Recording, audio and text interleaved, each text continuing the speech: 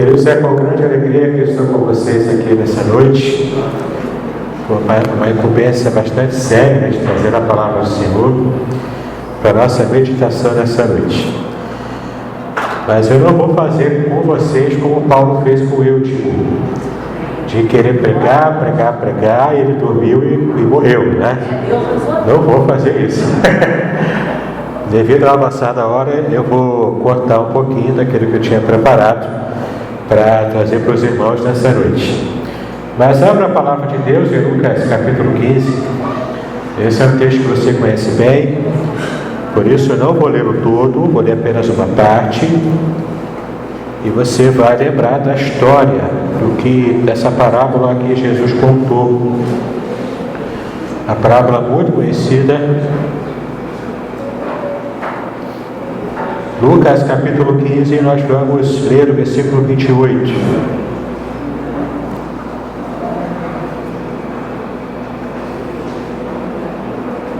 Todos acharam? Lucas capítulo 15, versículo 28. Mas o filho mais velho encheu-se de ira e negou-se a entrar. Então o pai saiu e insistiu com ele. Porém ele replicou ao pai: há tantos anos tenho trabalhado como escravo para ti, sem nunca ter desobedecido a uma só ordem tua. Contudo, tu nunca me ofereceste nem ao menos um cabrito para que pudesse festejar com os meus amigos. No entanto, chegando em casa, esse teu filho que pôs fora os teus bens como prostitutas, tu ordenaste matar um novilho gordo para ele. Então lhe arrazoou o pai: meu filho, tu sempre estás comigo, tudo o que possuo é igualmente teu. Porém nós tínhamos que celebrar muito a volta deste seu irmão e regozijar-nos, porque ele já estava morto e reviveu, estava sem esperança e foi salvo. Queridos, essa parábola que Jesus contou é a parábola do filho pródigo, que você conhece bem. Tenho certeza que você já ouviu muitas pregações sobre essa parábola. Tenho certeza que você já ouviu muitas músicas também, muitas encenações, desenho animado, filmes sobre essa parábola. De modo que eu não preciso explicar muitas coisas sobre ela. Mas eu quero chamar a sua atenção para alguns poucos detalhes que vão fazer a diferença naquilo que a gente precisa entender sobre o que Jesus quis ensinar sobre essa parábola. Muitas vezes a gente vive na igreja e fica com dificuldade no nosso relacionamento com os irmãos, porque a gente não consegue perceber alguns detalhes daquilo que o Senhor falou para a gente. Em primeiro lugar, eu quero que você observe o versículo 32. O pai falando com o filho mais velho.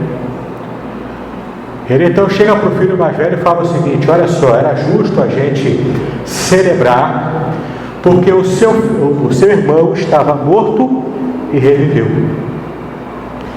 E você percebe que no final do versículo 32 tem um ponto final. Qual é a pergunta óbvia que você pode fazer? E aí?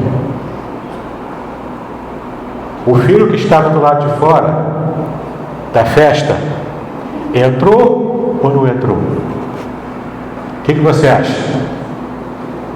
O filho mais velho que estava do lado de fora da festa, a festa rolando lá dentro, o irmão dele sendo recebido, todo mundo festejando, o pai foi retirado da festa, tenta conciliar o seu filho mais velho e fica a pergunta no ar: será que ele entrou ou não entrou? Você nunca parou para pensar por que essa parábola termina em aberto? A partir de hoje a gente vai entender por que essa parábola termina em aberto. Para isso a gente vai ter que voltar um pouco. Volta lá para o versículo 11, onde começa a parábola.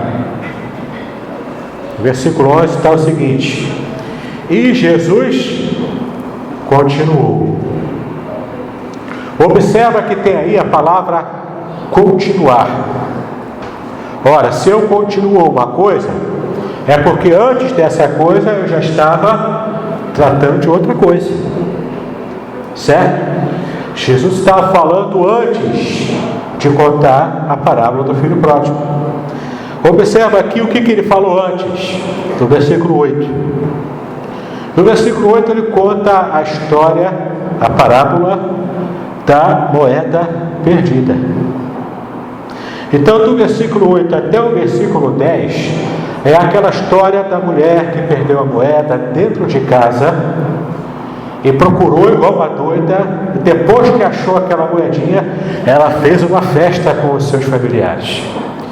Tem também um detalhe importante aí, mas por amor ao tempo eu não vou poder falar para vocês. Mas há um detalhe importante do porquê que aquela mulher encontrou aquela moeda e fez aquela festa tão grande. Será que alguém aqui faria uma festa, um culto de ação de graças, porque achou a moedinha de R$1 que perdeu em casa? Mas ela tinha motivo para festejar. Ela tinha motivo para festejar. Mas o que acontece? No versículo 8, quando Jesus conta a parábola da moeda perdida, ele também fala o seguinte: ou ainda, com a mulher que possuindo 10 dracmas, ele usa essa expressão, ou ainda. Por que ele usa ou ainda? Porque antes da parábola da moeda perdida, ele também tinha falado outra coisa. Então você vai ver, vai regredir um pouquinho mais. No versículo 3, antes de contar a parábola da moeda perdida, Jesus conta a parábola da ovelha perdida. Do versículo 3 até o versículo 7. Essa parábola também você conhece bem. Pastor tinha 100 ovelhas, uma se perdeu, ele deixa as 99 em segurança e vai procurar aquela que se perdeu. Você conhece bem essa parábola. Só que também você percebe aqui que essa parábola, ela inaugura essa série de parábolas que ele falou. Então, primeiro ele fala a parábola da ovelha perdida, a parábola da dracma perdida, da moeda perdida, e depois termina com o filho pródigo. Por que ele contou essa série de 3 parábolas, uma atrás da outra? Porque uma coisa aconteceu antes disso. No capítulo 15, versículo 1, você vai perceber qual o acontecimento real que motivou Jesus a contar essas 3 parábolas. Parábolas são histórias de ficção. Parábolas não foram fatos reais. Jesus inventou essas 3 histórias aqui, e todas as histórias que ele contou, as parábolas que ele contou, todas elas são inventadas. São como uma novela, um filme que você vê na televisão. É ficção, tá? Mas que tem o objetivo de atingir um público mostrando uma verdade real.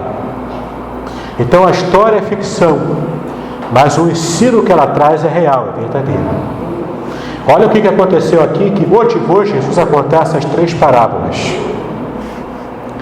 E aconteceu que todos os pecadores, como os coletores de impostos e pessoas de má fama, estavam se reunindo para ouvir Jesus. Entretanto, os fariseus, os mestres da lei, o censuravam, murmurando: este saúda e se mistura a pessoas desqualificadas, e ainda partilha do pão com elas. Na sua versão deve estar assim: esse cara come com publicanos e pecadores e ainda come com eles, né? Ele se reúne e ainda come com eles. Observa a situação. Jesus estava jantando com essas pessoas. Eram pessoas que estavam acostumados a ser tratados pela sociedade judaica como pecadores. Então Jesus estava lá no jantar, compartilhando com eles daquele alimento. E na cultura judaica, quando você se senta para comer com alguém, primeiro, não é sentar-se na mesa com cadeira, com mesa alta, nada disso, esquece isso. Judeu comia naquela época com uma mesinha baixa, tipo mesinha de sala, né, que a gente bota no meio da sala, uma mesinha daquela, O povo sentava-se no chão, reclinado, assim, bem reclinado assim, com almofadas, né? E ia comendo com a mão. O judeu não come com garfo e faca, ele come com mão. Ele pega a mão direita, que é a mão própria para isso, que era a mão limpa, e para se limpar ele usava sempre a mão esquerda, e para poder comer com a mão direita. Ok? Lá estavam eles comendo. Então, do lado de fora da casa onde Jesus estava, com os publicanos e pecadores comendo, estavam lá alguns fariseus que não haviam sido convidados, estavam ali de penetra, e começaram a murmurar, só que murmurando alto. Está vendo? Esse cara só, depois ele diz que é um santo, ele só vive comendo com pecadores. A gente está tratando aqui de uma situação de adoração. Eu vou falar para vocês o porquê que isso aqui tem a ver com a adoração. Mas estava Jesus então comendo, os fariseus reclamando, Jesus ouve, sai à porta e Jesus fica lá do lado de fora da porta, com o jantar rolando lá dentro. Ele fica lá do lado de fora da porta para conversar com aqueles fariseus. E nessa conversa que ele tem com aqueles fariseus, ele conta, portanto, as 3 parábolas. Certo? Agora, voltando para a parábola, aliás, antes de voltar para a parábola do filho pródigo, quero fazer 3 perguntas para vocês. Uma ovelha perdida, ela sabe que está perdida? Ou não sabe? Sabe. Hã? Sabe. Você tem cachorrinho em casa? Gato? Mas já tive. Mas já teve. Gato, cachorro, qualquer animal, quando está perdido, sabe que está perdido. Sabe? Ele não sabe se comunicar para dizer, ei, estou perdido, me acha aqui, não sabe. Mas ele sabe, ele percebe que ele fica desesperado, ele sabe que está perdido. Qualquer animal, ele tem essa consciência. Uma ovelha, então, está perdida fora do aprisco, que sabe que está perdida. Uma moeda, a segunda pergunta, a moeda sabe que está perdida? Então nós temos uma ovelha que está perdida fora do aprisco e sabe que está perdida. Temos uma moeda que, por não ter inteligência, não é um ser vivo, não está dentro da casa e não sabe que está perdida. E na parábola do filho pródigo, nós temos 2 situações. O filho mais novo, que está perdido fora da casa do pai e sabe que está perdido. E o filho mais velho, que ficou na casa do pai, mas também estava perdido, só que não sabia que estava perdido. Ok? Está acompanhando comigo? Beleza.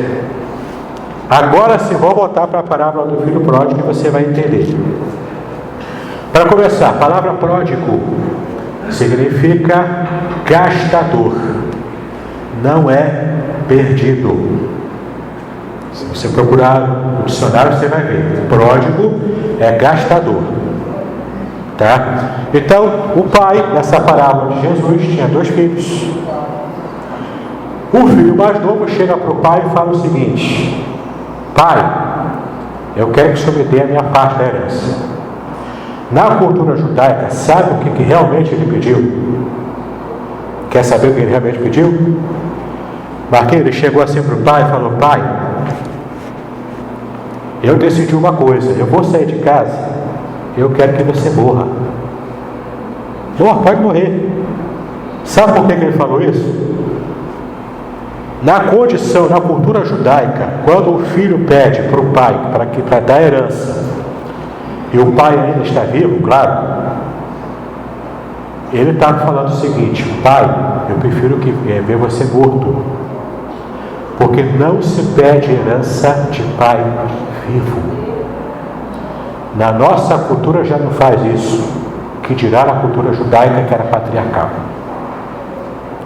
Na cultura judaica, aquele filho mais novo já começou errado, pedindo para o pai uma coisa que ele não podia pedir, porque não era direito dele pedir quando o pai estava vivo.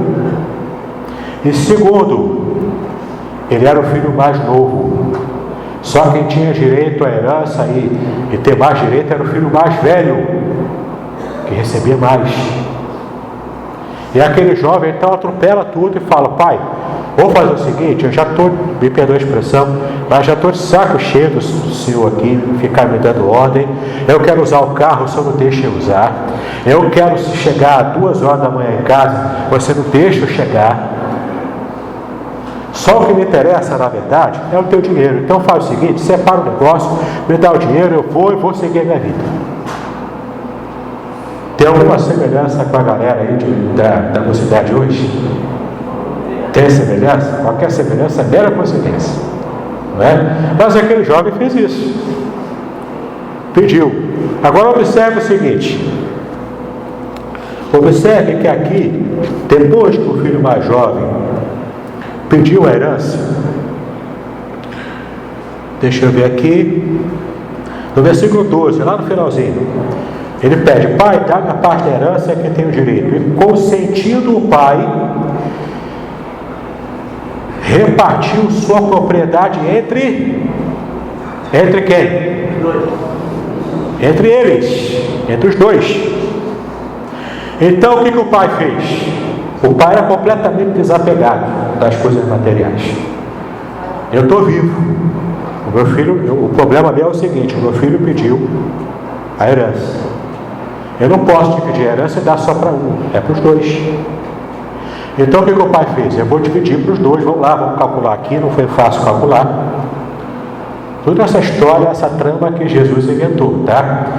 Ele calculou lá, separou 2 vezes mais para o filho mais velho, a parte menor para o filho mais novo, e deu para os dois.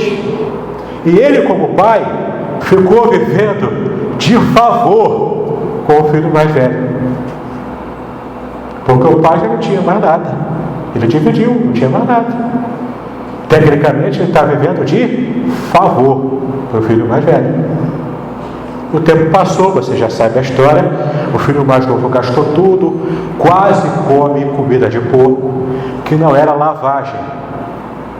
Entenda, hoje o porco come lavagem, mas na época de Jesus não era lavagem, era alfarroba. Alfarroba era uma espécie de vagem, só que uma vagem grosseira, que não tinha muita qualidade, não tinha sabor. Então, ser humano não comia aquela alfarroba, era só os porcos.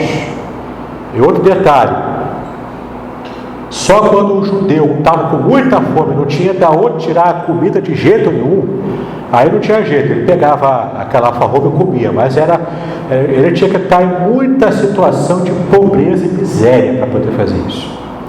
E o judeu não cuida de porco. Porco é animal imundo para o judaísmo. Então aquele garoto foi parar onde? Fora da casa do pai e fora do país. Ele foi se meter com gente gentia que cuidava de porco assim à vontade, que não tinha problema com isso, porque judeu não come porco e não cuida de porco. Para você ver o nível de degradação que aquele rapaz chegou. E o texto ainda diz que ele gastou o seu dinheiro, no versículo 13, dissolutamente. No grego, no original grego, você percebe ali, quando você lê, que o que aconteceu é o seguinte: ele gastou o dinheiro do pai todo, torrou tudo, sabe por quê? Com safadeza, com droga. Se fosse na época, droga, se existisse. Se fosse hoje, droga, bebida, mulher, prostituição, uma farra. Torrou tudo. Acabou com tudo. Depois que ele acaba, ele percebe a burrada que ele fez da vida dele. Só que entenda, eu quero que você entenda o seguinte: no original grego também não tem aqui aquela ideia da gente perceber que ele realmente se arrependeu. A atitude daquele jovem foi o seguinte: olha, vou chegar na casa do pai, vou dizer que eu sou um trabalhador qualquer, e beleza, ele vai ter que me aceitar, porque lá sou mais bem tratado do que aqui. O texto não diz que ele comeu a comida de porco. Ele queria comer, mas nem isso dava para ele. Então era um estado de miséria que ele chegou. Então ele se levanta, vai se encontrar com o pai, e quando ele está longe ainda, o pai percebe que era ele. Pai e mãe conhecem filho de longe, não conhece? pelo andar, pelo jeito de andar, pelo jeito de se vestir, pela silhueta. Pai e mãe conhecem. Então o pai estava esperando e aquele jovem foi chegando. Quais foram as atitudes do pai? Você conhece a parábola, você vai se lembrar. Quais foram as atitudes do pai? Correu. Primeiro correu. Para o homem judeu, isso na cultura judaica, o homem judeu não corre, anda, caminha. Você já parou para ver? Você conseguiu ver um alto executivo cheio da grana correndo para lá e para cá? Já viu o Silvio Santos correndo? Agora acho que nem tem força para correr, mas na época que ele tinha, você já viu ele correndo? Quem é que corre para lá e para cá? É o boy, é o executivo. Não é o executivo, não, é o boy, que fica em fila de banco e suando e aquela coisa. Gente que tem dinheiro não corre, caminha. Na cultura judaica antiga, homem não corria. Sabe por quê? Porque os homens usavam aqueles vestidos. Para poder correr, tinha que cingir-se. Sabe o que é cingir? As mulheres que usam o vestido aí, se ligam que é cingir. Pega a parte de trás do vestido, traz para frente e prende no centro. Fica um fraldão, deve ser ridículo. E o cara, para correr, Marquinhos, ele tinha que correr daquele jeito. Foi isso que o pai da parábola fez. Cingiu-se e correu. E tem um mistério aqui que você não sabe por que ele correu. Tem um mistério aqui que vai fazer uma diferença enorme para você entender essa palavra. Quando ele cinge e corre, primeiro, o pai está colocando de lado qualquer tipo de pudor, qualquer tipo de amor próprio que ele podia ter. Deixou de lado. Ele focou o filho que estava chegando. Cingiu-se, correu. O texto diz que ele, primeiro o que ele fez? Ele beijou e abraçou, ou abraçou e beijou? Veja como está na sua Bíblia. Qual foi a ordem do que ele fez? Abraçou e beijou, beijou e abraçou? Primeiro abraçou, depois beijou. Por quê? Já parou para pensar nisso? Por quê? Você já sabe a história, não adianta você falar. Deixa eu olhar o livro, né? Por quê? Preste atenção, aquele jovem fez uma afronta muito grande para o pai. E num país, numa época patriarcal, você podia fazer malcriação para qualquer um, menos para o seu pai. E quando alguém fazia malcriação, o filho fazia malcriação para o pai, que era o dono, ou o dono das terras, e o senhor daqueles servos que trabalhavam para ele, todo mundo ficava a favor do pai e contra o filho. Lógico, a cultura funcionava assim. Então o que acontece? Quando o jovem estava chegando, o pai sabia que se aquele jovem chegasse até ele lá atrás, ele não chegaria vivo. Porque numa cultura onde o povo resolve tudo à base da pedrada, ele seria apedrejado, linchado, antes de conseguir chegar até o pai.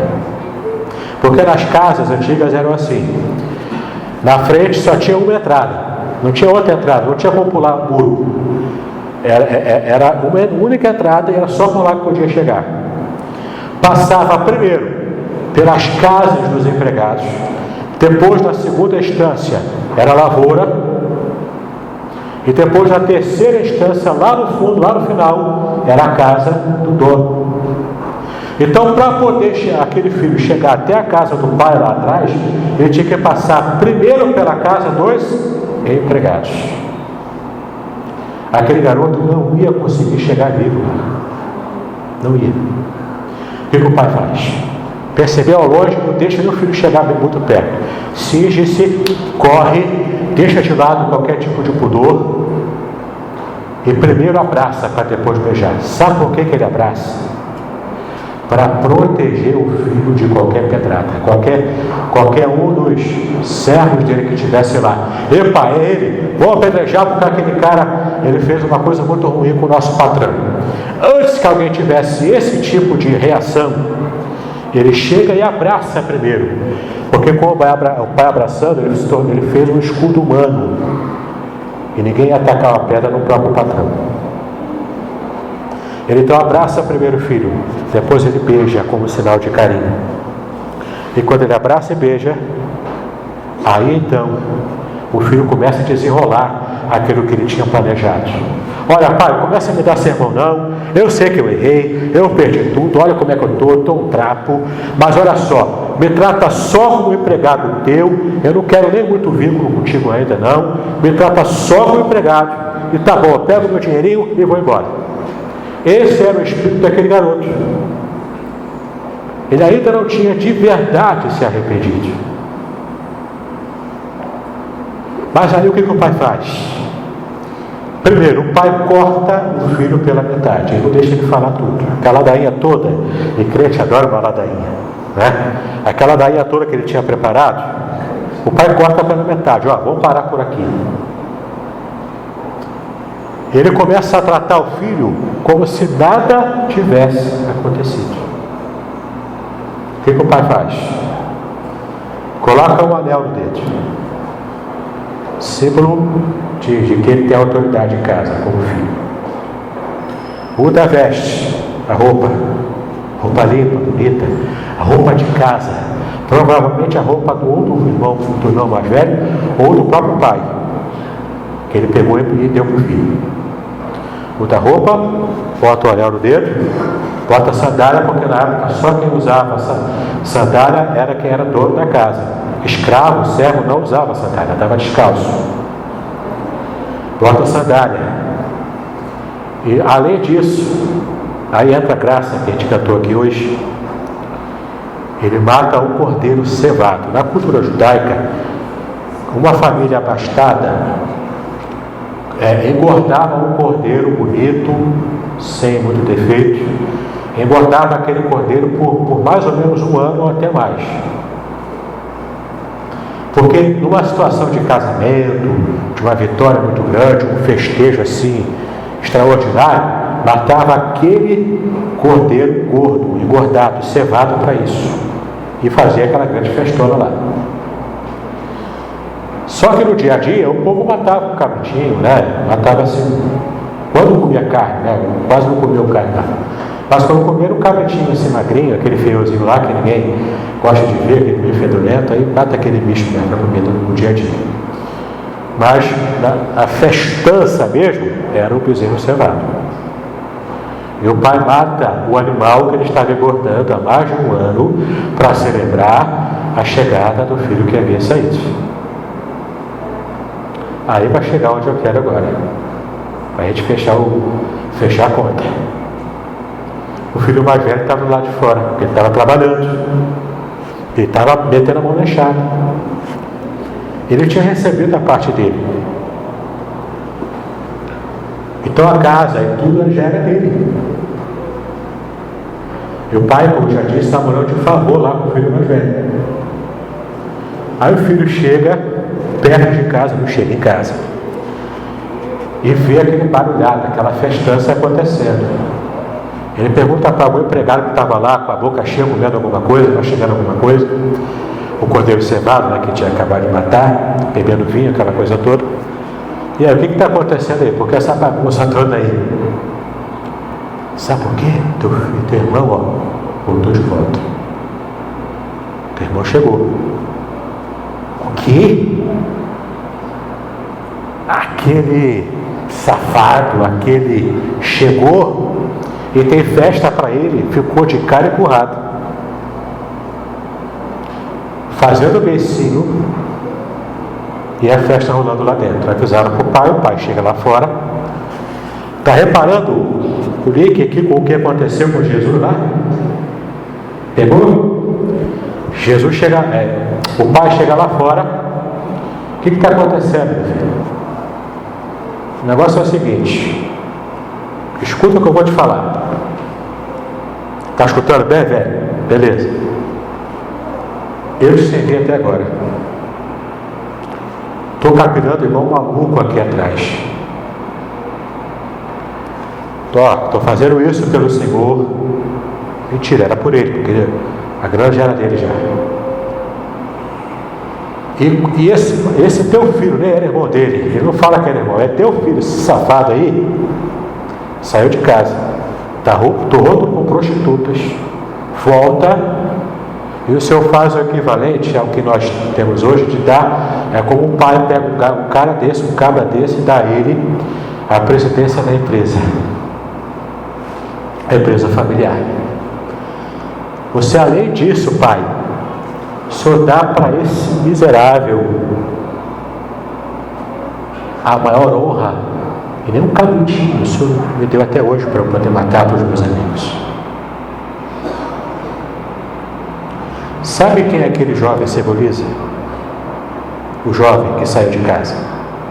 Os publicanos e pecadores que estavam comendo com Jesus na festa.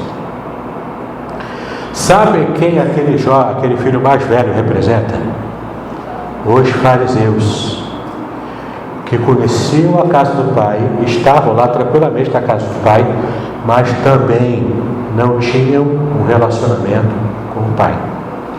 Tanto o filho mais novo quanto o filho mais velho tinham um relacionamento com o dinheiro do pai, não com o pai. Portanto, o filho mais novo estava perdido fora de casa. E o filho mais velho estava perdido dentro de casa. Então a parábola termina em aberto. Jesus, quando termina a parábola, ele fala o seguinte: olha, era justo a gente se alegrar com o seu irmão, que estava morto e agora está vivo. Qual é a pergunta que você faz? E aí, fariseu? Vai entrar para comer junto ou vai ficar aí fora murmurando ainda? Trazendo para o dia de hoje. E aí, querido, você vai se alegrar com o seu irmão que chegou agora na igreja e que já está cantando no conjunto, e você está lutando há 200 anos na igreja para cantar no conjunto e não conseguiu ainda? Você vai se alegrar com aquele seu irmão que chegou agora para adorar a Deus do jeito que ele sabe? E você vai adorar a Deus junto com ele, vai se alegrar junto com ele, ou você vai fazer como esse filho mais velho, que ficou fazendo questão de besteira, porque preste atenção, ele falou aqui: eu servi o Senhor sem errar nada até agora. Mentira, porque ele estava errando naquela hora. O filho não se alegrar com o pai, não participar da alegria do pai e pensar egoisticamente nele, ele já estava ali tendo um pecado tão grande quanto o seu irmão. E o pior, por conviver com o pai, ele estava lá todos os dias com o pai, mas não queria relacionamento com o pai. Quantas vezes nós hoje estamos todo dia na igreja? Quarta, sexta, domingo. A gente conhece de cor e salteado. Como é que o culto vai começar, como é que ele vai terminar, quem vai cantar, quem não vai. E hoje é o pastor que vai pregar, o pastor Deus que vai pregar aí, vou para a igreja, não vou faltar. Hoje o culto vai ser chato. Hoje é Marquinho Labachura que vai pregar. Hoje tem fogo, né? Vou para a igreja hoje. A gente começa a lidar com as coisas de Deus como esse filho mais velho. A gente faz o que nos agrada. O que desagrada a gente não quer fazer. Opa, vai cantar salmos? Beleza. Não vai cantar aí? Então não quero saber. É bagunça o mundo de hoje. Então a gente precisa entender, o seguinte: a festa está acontecendo. Se você não quiser participar dela, quem está perdendo a festa é você. A bênção está acontecendo. A alegria do Senhor está acontecendo, mas se você não quiser fazer parte dela, quem sai perdendo é você, não é o teu irmão que estava perdido, mas agora foi encontrado, que já está lá. Eu falei que isso aqui tinha alguma coisa a ver com a adoração, e tem sim.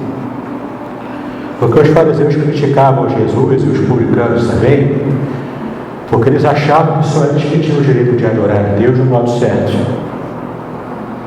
Só que essa é uma visão elitista, é uma visão pecaminosa. E quantas vezes a gente olha para o nosso irmão com aquele olhar crítico, ditador: não, peraí, você é pior do que eu sei fazer melhor. Essa palavra é para você, igreja. Se você é como o jovem perdido que largou a igreja, ficou nesse mundão aí, ainda há tempo de você se reconciliar com o Pai. Ele está te esperando de braços abertos.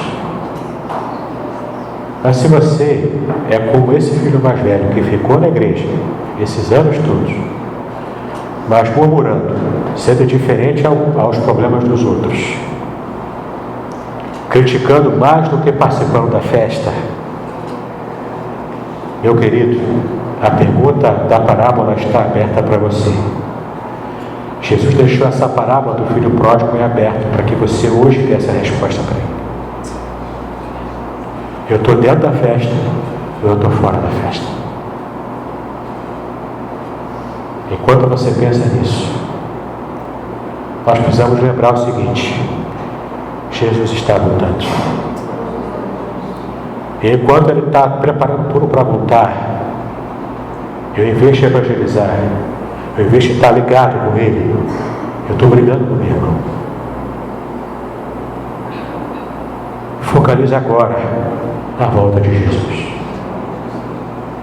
Pensa agora no Senhor Jesus, que já está às portas e tem gente morrendo sem salvação, e que quando ele de fato voltar,